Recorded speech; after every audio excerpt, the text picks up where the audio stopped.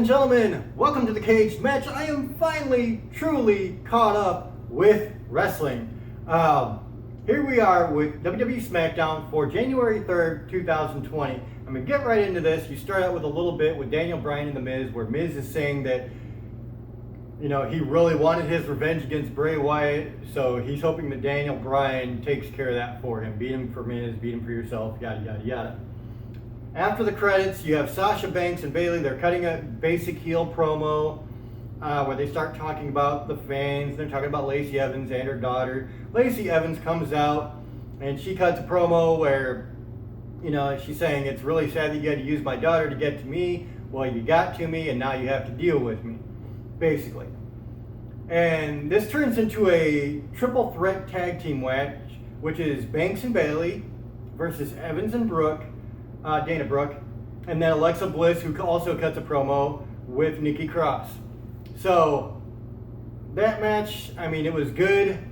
I won't say it was great, but it was fun. It was entertaining. At the end of the day, Evans and Brooke get the win. Moving on. Then you get an Otis bit where he's working out. Mandy Rose comes up to him, asks if Otis's mom made him anything. He's like, I don't know, why don't you ask Dolph Ziggler? She's like, oh, you saw that? He's like, no, but my mom did. And then Tucker has to grab him and remind him that he has a match that he's got to focus on. So then you get a Miz New Day bit where Miz is walking by and the New Day are kind of celebrating. They have pancakes with syrup to say 2020. They're trying to cheer Miz up. Miz is just pissed off. He slaps the little tray of pancakes down. And it turns into a match later between Miz and Kofi Kingston. Elias comes out, he's in ring, he just cuts a song. Really funny, actually. I thought it was really great. He had some great one-liners in here. So, and that's all it was. There was nothing before or after that. It was just Elias doing his guitar bit. But it worked. It was fun. Then you get a Revival promo who's kind of trashing the fact that, you know, they were in the Miracle on 34th Street fight, which I can't blame them. That was some hot garbage. Chad Gable comes out, starts trying to give him a pep talk. They just start making fun of Chad Gable, so it turns into a match between Chad Gable and Dash Wilder. Of course, Scott Dawson on commentary. So that was a decent match too. I thought it was good. Again, not necessarily great, but I love Chad Gable and Dash Wilder is really good. So yeah, it was a good match. Chad Gable gets the win. Scott Dawson then leaves commentary and jumps Chad Gable. And then Sheamus's music hits. I've been waiting for this. I really like Sheamus. He's a big guy that just really looks the part. And he's a bruiser. I really like bruisers. Guys like Pete Dunne. People that make it look very physical. Cesaro. So yeah, Sheamus comes out. The Revival leave the ring. Sheamus brogue kicks Chad Gable. Just looks with that stone cold pissed off face. Obviously, he's a heel from his promos that he was, in his packages. But this obviously solidifies him as a heel. But very cool. Loved it. Then you get Kofi Kingston with Big E versus The Miz. It was alright. I don't know that it really grabbed me too much. What more can you say? You kind of knew where this was going right from the bat. Kofi Kingston gets the win, then Miz runs up and attacks Kofi Kingston from behind. Big E jumps in the ring, chases Miz away. Miz is officially back to heel. He flip-flops just as much as anybody I know. And you get the Miz heel turn because of what Bray Wyatt's done to him. You get Kathy Kelly interviews Daniel Bryan and Roman Reigns. And Daniel Bryan saying, obviously Bray Wyatt got to the Miz. Obviously he hasn't gotten to me yet. And then Roman Reigns is saying, well, if you beat Bray Wyatt and you're the champion at WrestleMania, I'm in the Royal Rumble, so when I win the Royal Rumble, it's going to be me facing you at WrestleMania. And they are taking on Ziggler and Corbin later in the night, so they're a tag team, and they kind of have this mutual respect, but a little bit of tension there too during the interview. So it was alright. It was decent. Kathy then goes to get some thoughts from The Miz, and John Morrison opens the door, says Miz has kind of said everything he needs to say for the night. Everybody kind of popped that they saw John Morrison.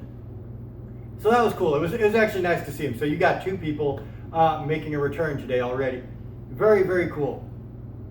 Then you get Otis Whip Tucker taking on Drew Gulak. Drew Gulak makes a PowerPoint why Mandy Rose is never going to be with somebody like Otis. Otis gets pissed off, whips Gulak's ass in a squash match, basically.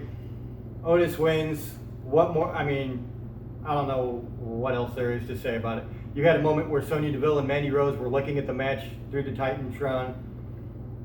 I have no idea, dude. I don't know. Then you get Braun Strowman versus Cesaro. Of course, Cesaro's got Shinsuke Nakamura and Sami Zayn there. And of course, Sami Zayn and Shinsuke are going to try to get involved. They do try to get involved. It doesn't work. Braun Strowman gets the win. But then right after the win, Shinsuke Nakamura comes in. Kinshasa on Braun Strowman. Puts him down on the mat. Cesaro, Shinsuke, and Sami walk up the ramp. And it's basically Shinsuke and Braun Strowman pointing at each other. You know that match is coming. So very cool. I thought it was decent, man. Cesaro, if anybody could sell a match against Braun Strowman, it's Cesaro. The guy's an absolute beast, and unfortunately a little bit too much of this was squash match, but whatever. I mean, what can you say?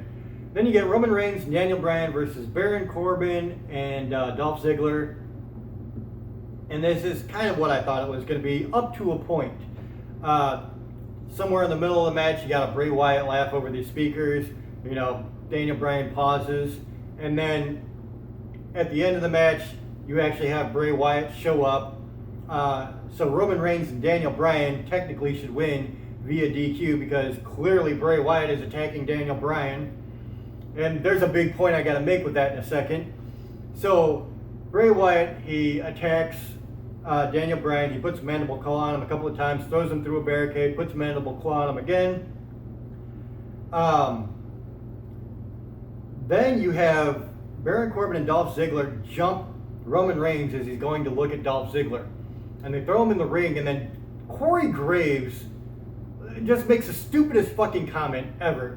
He's like, well, apparently this is still an active match. Really?